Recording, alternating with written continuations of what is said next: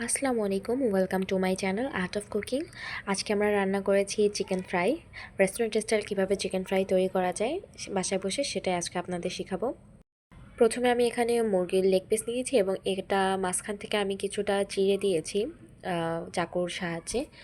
তারপর এর মধ্যে দিয়ে দিচ্ছি জিরের গুঁড়ো, ধনিয়ার গুঁড়ো, একটু মরিচ, আদা রসুন, লবণ দিয়ে আমি সুন্দরভাবে এটাকে মাখিয়ে নেব এবং দিয়ে দিচ্ছি একটু টক দই দিয়ে সুন্দরভাবে আমি এটাকে মাখিয়ে নেব। মাখিয়ে আমি ম্যারিনেট করে নেব। দিয়ে দিচ্ছি এখানে টমেটো সস এবং দিয়ে দিচ্ছি soya sauce, light soya sauce.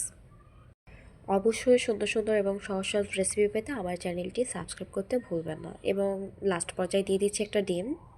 ডিম দিয়ে আমি এটাকে সুন্দরভাবে মাখিয়ে নেব এবং এখানে প্রিপেয়ার করে নিচ্ছি। এখানে নিয়েছি ময়দা এবং কর্নফ্লাওয়ার দিয়ে তার মধ্যে একটু মরিচের গুঁড়ো এবং স্বাদমতো লবণ দিয়ে আমি এটাকে সুন্দরভাবে ময়দাটাকে মাখিয়ে নেব।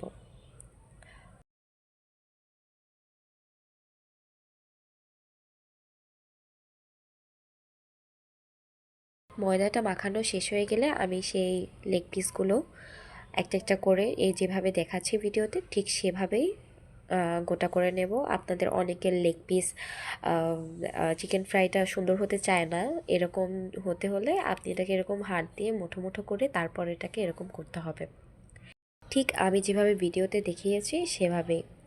তো আমি এখানে চিকেন ফ্রাইগুলো ভেজে নিয়েছি।